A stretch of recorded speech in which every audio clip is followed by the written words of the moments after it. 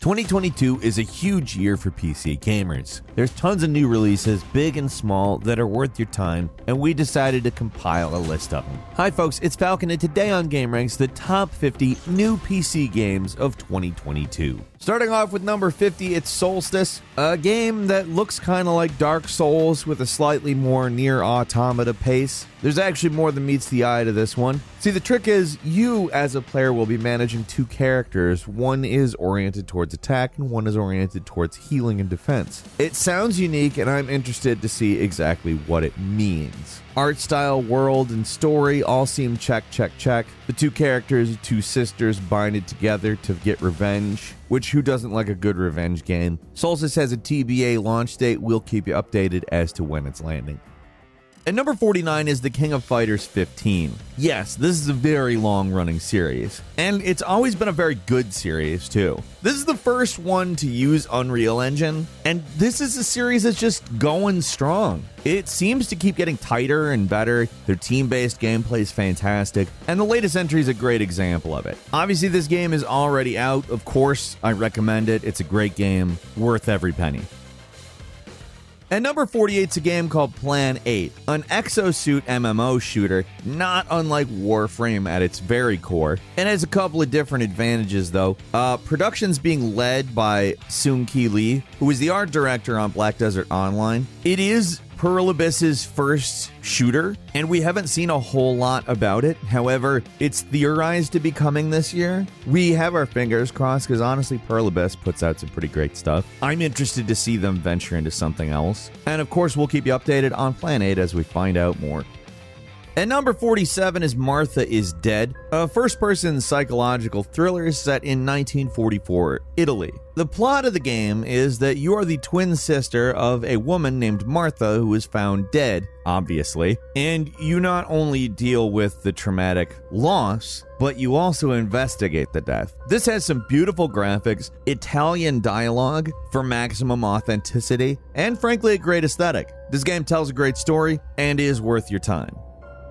At number 46 is Nightingale, a very different looking game revealed at the Game Awards last December. It's a survival/crafting game set in a truly bizarre world that just goes completely out of its way to be something totally unlike anything I have ever seen in the survival/crafting genre. You can literally build a town in this game, and then you have to defend it from all these truly bizarre, sometimes even disgusting looking creatures. It's frankly something I'm really excited to play. It's something that just looks so unbelievably different, and I'm excited to play it when it releases in early access sometime this year.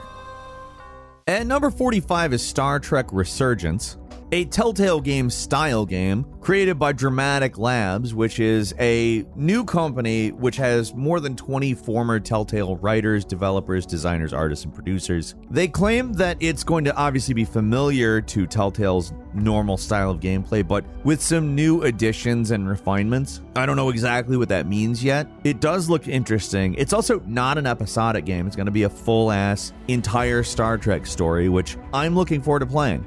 At number 44 is Oxenfree 2 Lost Signals. Now, I was a huge fan of the original Oxenfree. It's linear but also non-linear style of gameplay and fantastic graphics. Really made this a fun, dialogue-driven descendant of the point-and-click adventure game.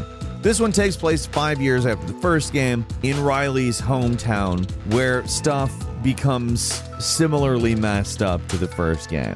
I'm excited. I have wanted more Oxenfree for a while now. At number 43, and this is a really big one for me, Dead Space is being remade, and Motive, the game's developers, said we won't really be sharing anymore until next year, which is an implication that we could actually be getting the game this year. I don't know. I am going to cross my fingers, because if there is one thing I really truly want, it's to go through the Dead Space remake. This is a game series that I absolutely love, most of. Even a lot of parts of Dead Space 3, but Dead Space 1 and 2 are just phenomenal games. In terms of narrative horror, where you actually have the ability to fight the monsters, and in space, I do not think there is a better game. I just don't. I think that the game also holds up today, so to see them update it, it's going to have to be a pretty big jump with a lot of it, and I'm excited to see how that goes. And number 42 is Arc Raiders, a free-to-play cooperative third-person shooter with a very 1970s looking aesthetic. Has you and a crew scavenging, using tools, using gadgets, and of course fighting an enemy called Arc, which is a quote-unquote ruthless mechanized threat descending from space. It's a game that looks pretty sweet, honestly. Granted, it's been pretty limited in what they've shown us, but it's a pretty looking game. And number 41 is Stranger of Paradise, a retelling of the very first Final Fantasy game in a kind of Dark Souls-y type format. It's an action RPG that will be, according to the developers, a brutal take on the Final Fantasy series, and I think that's a very good idea. Koei Tecmo and Team Ninja are helming the development of this one, and frankly, it could be something that is incredibly good. We're also not too far away from release. This one's landing on March 18th, and it's one that I am definitely going to play. And number 40 is Pal World. Pal World is an open-world, multiplayer survival crafting game that incorporates elements of Pokemon into a shooter, crafting, survival, monster hunting game that just, I'd hesitate to call it unique because I immediately feel like it looks like a Pokemon game. But Pokemon has not done a survival crafting game, and also the mechanics look completely different than any Pokemon game I've ever seen. And on top of that, the action actually looks a lot more fun than your average survival crafting game. This is one that has some definite potential to be more than the sum of its parts. We'll see when it comes out sometime this year.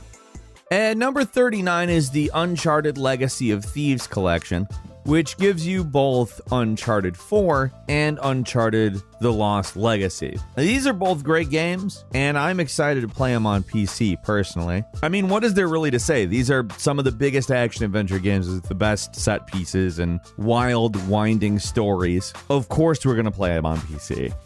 And number 38 is The Outer Worlds 2, which despite the fact The Outer Worlds 1 came out on all of the systems, after Microsoft's acquisition of Obsidian, a lot of people thought Outer Worlds 2 would still come out on other systems, but it does not look like that's the case. The first game is incredible. It's such a great, focused, maybe smaller in scale, but better in quality Fallout 4 competitor, and I'm excited there's a sequel to it. It sucks that you're going to have to buy an Xbox in order to play it, but it's probably going to be worth it.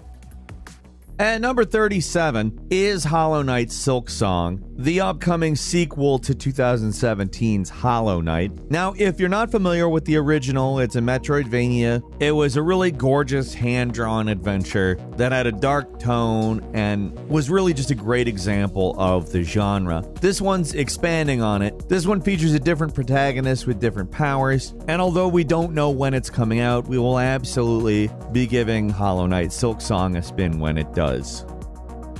And number 36 is Sons of the Forest, the sequel to The Forest. This one looks like it's going to go ahead and be similar in concept, except for you are going to be some kind of a trained fighter. So there's probably going to at least be more robust combat, but other than that, there's not a lot of information about it.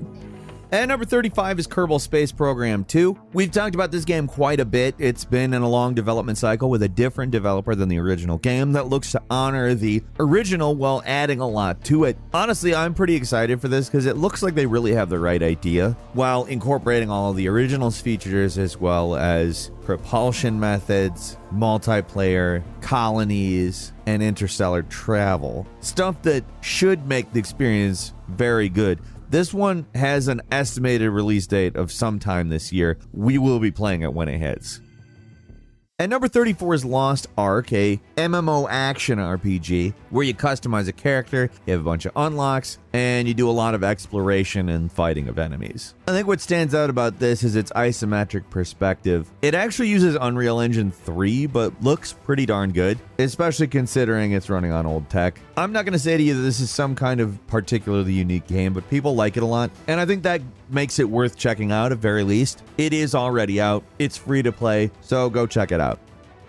And number 33 is Scorn, a game we have seen in various incarnations through the years. Originally announced way back in 2014, this is a game that I can remember talking about a lot. It's just a different looking game. It sort of started out looking like a 1990s Tool album cover, and it's developed into a more quote-unquote biopunk aesthetic, where everything's alive, your guns are even technically organic matter. It's an interesting looking game, and it's intended to be non-linear. That is coming in October this year, and we're looking forward to it.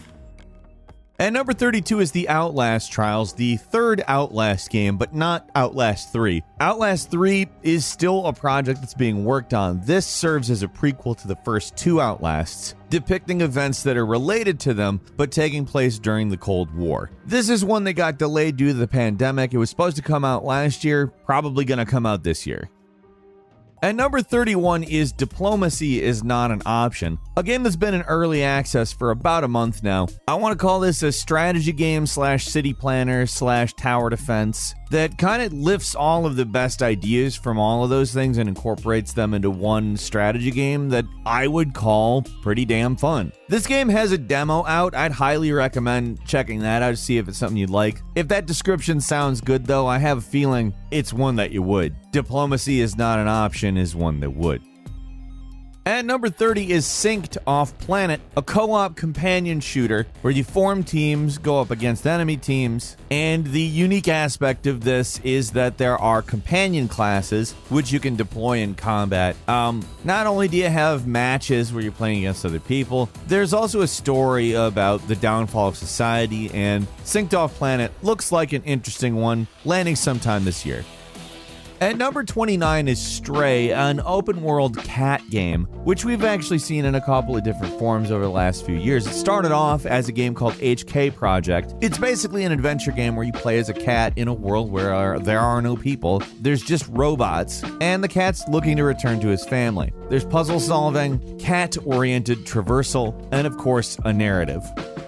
At number 28 is Terminator Dark Fate Defiance, which is a real-time strategy game set in the Terminator Dark Fate universe, which is one of the various Terminator timelines. Obviously, the point is to stop the machines from killing off humanity. I mean, you're probably familiar with the old Terminator premise at this point, but this takes place in the future, and Terminator Dark Fate Defiance is coming out sometime in 2022. At number 27 is Homeworld III, a sequel to Homeworld II, which came out way back in 2003. Obviously a completely dormant series for an extremely long period of time. Homeworld III is a real-time strategy game that really looks to update all of the aesthetics of Homeworld II. And on top of that, it has an extensive solo campaign. Now, the graphics have been significantly updated, and it looks like a real experience. I really like what Homeworld 3 looks like, and I look forward to playing it in Q4. And number 26 is Evil Dead the Game, a survival horror game that's kind of Evil Dead as Left 4 Dead in some ways. We don't know really a whole lot about it other than it looks really good. It's got PvP and PvE and a skill tree. Evil Dead the Game is slated for release May 13th. At number 25, it's Warhammer 40k Darktide, which, to sum up very quickly, is the 40k version of Vermintide. Essentially, you'll have 4 players cooperating to defeat waves of enemies, but apparently the experience, while like Vermintide, is apparently going to be a little less melee-oriented. That makes sense given the change in setting. Warhammer 40k Darktide comes out sometime this year. At number 24 is Evil West, a gory, sort of myth-legend-oriented Wild West game that kind of takes the Wild West and turns it into something that feels kind of Diablo-esque. I'm pretty excited for it. It's a good idea, and if it's executed well, Evil West is definitely going to be a big one. And number 23 is Total War Warhammer 3, obviously the third Warhammer entry in the Total War series. It brings us, of course, the Total War turn-based strategy and real-time tactics gameplay that we're used to from the Total War games at this point. It's not necessarily that this game brings a lot new to the table in terms of mechanics, but content-wise, lots of new stuff. And the campaign has been regarded as way better than the second. I overall think it's a really good entry to the series, and you should check it out now.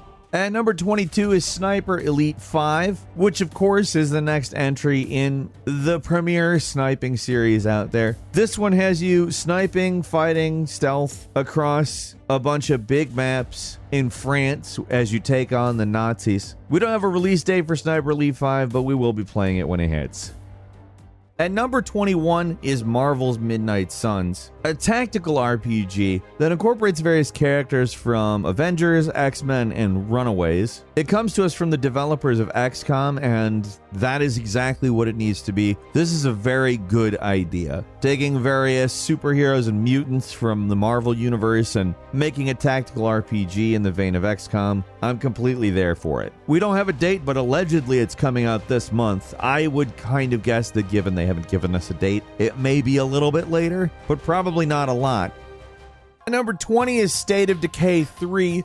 It's been quite a while since we saw the previous game, which came out in 2018, and 2 was actually a pretty big jump over State of Decay 1. Probably the biggest addition that has been confirmed is zombie animals, and that might be pretty wild considering the way that the world works in this game. We don't have a date, but supposedly coming out this year.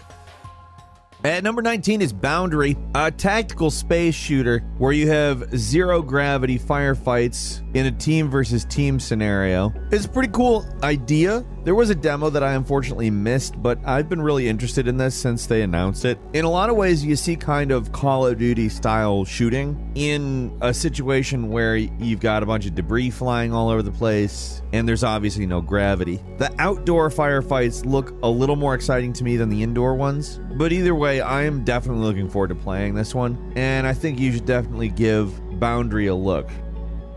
And number 18 is Company of Heroes 3, a real-time strategy game set in the Italian and North African areas during World War II, and gives us a lot of interesting new mechanics, as well as improves on the terrain and structure destruction system. It's been a while since the first Company of Heroes, and this looks like a pretty big update to it. Apparently it's coming out late this year. And number 17 is Ghostwire Tokyo, an action-adventure game we've seen a pretty fair amount of interesting stuff happen around, but they've managed to keep what's going on fairly secret. We've gotten little bits of info and various visuals. Essentially, we know that it's a detective story. You've got most people in Tokyo have just randomly disappeared. There's ghosts, and you're investigating what happened. Ghostwire Tokyo is landing March 25th.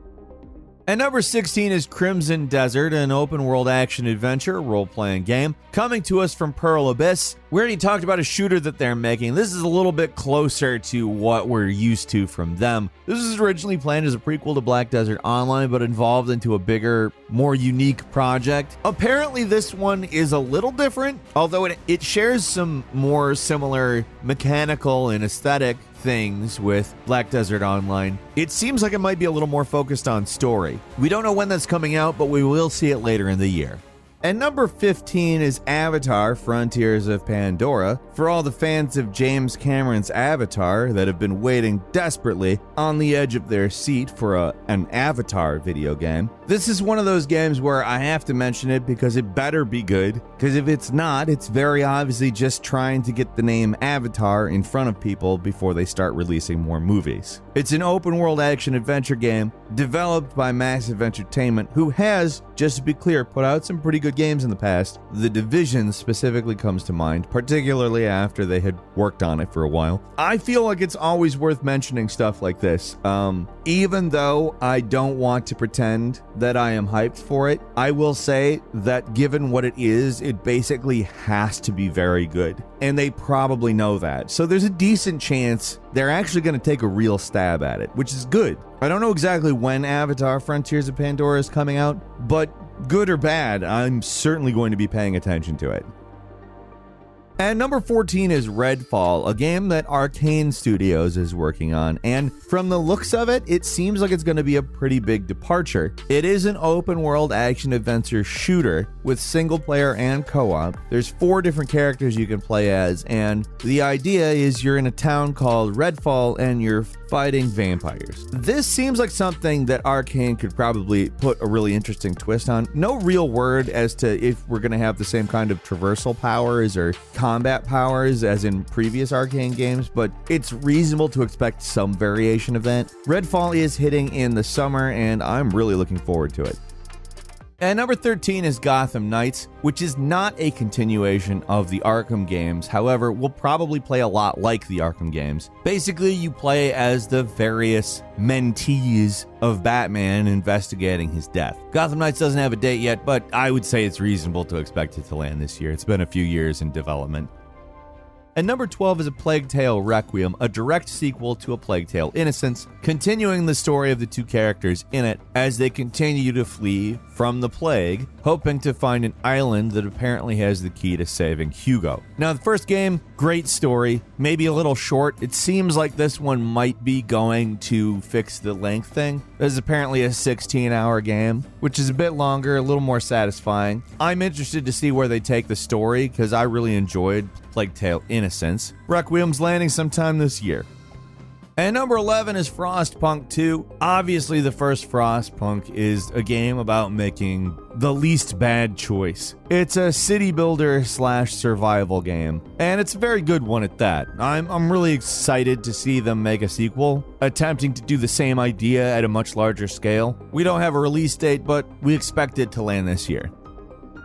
And number 10 is Dying Light 2 Stay Human, which basically took what was done in the first game and expanded on it significantly. The parkour in this game, for instance, is amazing, really fluid and just fun to play around with, outside of the fact you're in like a zombie open world game. And it finally seems like that really has a good reason to exist. Like the nighttime cycles, if you can manage to parkour all the time, you can avoid zombies pretty well. Just stay on the tops of buildings, on tops of stuff. And it's at its most fun when you're doing exactly that. Not that it's not fun to fight zombies. Really, it's just a great game. Good story, great mechanics. Worth your time. And number 9 is Sifu, an action beat-em-up which has a very specific kung fu style and over 150 unique attacks. When the player dies in the game, they're resurrected and age several years. That is basically the life system in the game. It's really a cool game, and you should try it out if you haven't already. And number 8 is God of War, which is really just a fantastic rejoining into the God of War universe, seeing an older Kratos who's now a father, dealing with different issues, but still in the most brutal possible way. This game made its way onto Windows in January. It's fantastic. There is no reason not to play this game. We love this game. And number 7 is Atomic Heart, a game that we've been paying attention to for quite a while now. It's primarily a first-person shooter, but has some action RPG elements. It's really got a BioShock feel to it. It takes place in an alternate reality, Soviet Union in 1955. The plot is, in the 1930s, the USSR made robots that actually allowed them to defeat Nazi Germany, early. But things kind of get out of hand because there is an internet and an artificial intelligence and an organic tissue merging plot amidst. It's something I'm really looking forward to playing, and it comes out in the latter half of this year. And number 6 is The Day Before, a massively multiplayer shooter set in a post-pandemic America where you've got infected people craving flesh and survivors craving regular food. This is a very realistic New York post-pandemic, and I'm excited to play this one, even if it's just for exploring the world itself. This one releases June 21st. I'll be paying attention. And number 5 is Hogwarts Legacy, an action RPG set in the wizarding world in the late 1800s. You'll play as a student at Hogwarts, and you'll not only attend classes, but you will also go on various quests to defeat various baddies. Hogwarts Legacy is coming sometime this year. And number 4 is Forspoken, an action RPG developed by Luminous Productions. Now, Square Enix has touted this as a narrative-driven adventure, but it's very obvious to me that the reason this sets itself apart is the parkour. It's third-person parkour. You're traversing landscapes very quickly, very fluidly. It looks really cool. I'm interested in the story because if it does end up being as intriguing as the gameplay itself, this is going to be a game to beat. Going to be released on May 24th, so check out Forspoken.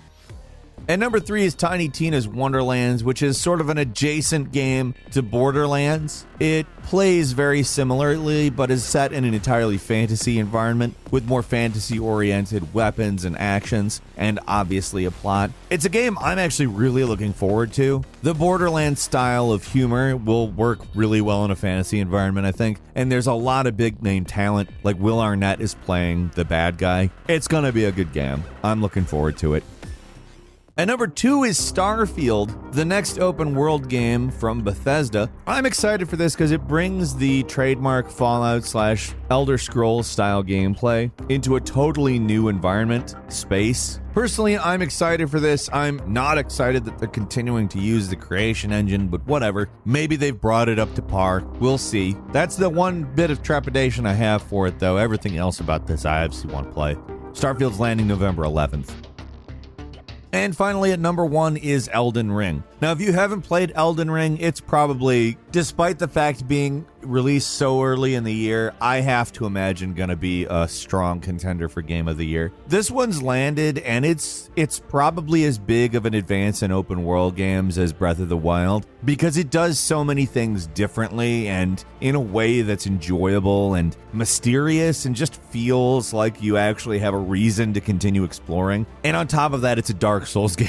Honestly, I don't know what else to say. You gotta play Elden Ring. It's really good. Couple of bonus games for you. First, Avowed, a new role-playing shooter from Obsidian. There's a new Saints Row game coming this year. I don't know how they're going to possibly outdo any of the original games in terms of absurdity, so I assume it's all going to be graphical upgrades and just a new story based in that goofy world. Destiny 2, The Witch Queen is next, the latest expansion on the ever-expanding Destiny universe. Monster Hunter Rise, which was a game that originally came out on Switch, is a fantastic addition to the Monster Hunter franchise. I'm really happy that we've got it on PC now. Next is Lego Star Wars The Skywalker Saga, which gives us all 8 Star Wars movies and whatever you would call the 9th thing. I can't imagine actually wanting to play through the story of that, but it's got all 8 of the good ones. I mean, 8 out of 9, that's a pretty good record, honestly. Next is Sonic Frontiers, which we probably would have talked more about in the main video if we knew more about. It's apparently coming this year. It's the first Sonic open world game, and it looks super interesting. Little Devil Inside, which is a game that's been teased for years and years now. It's always intrigued the hell out of us. It's a monster hunting, world exploring type game. Lies of P, which we are mentioning because they're claiming it's coming out in 2022, but I have to imagine 2023. Just keep that in mind. It's a Dark Souls game starring Pinocchio, which is the most absurd thing you'll hear today. However, looks very intriguing, actually.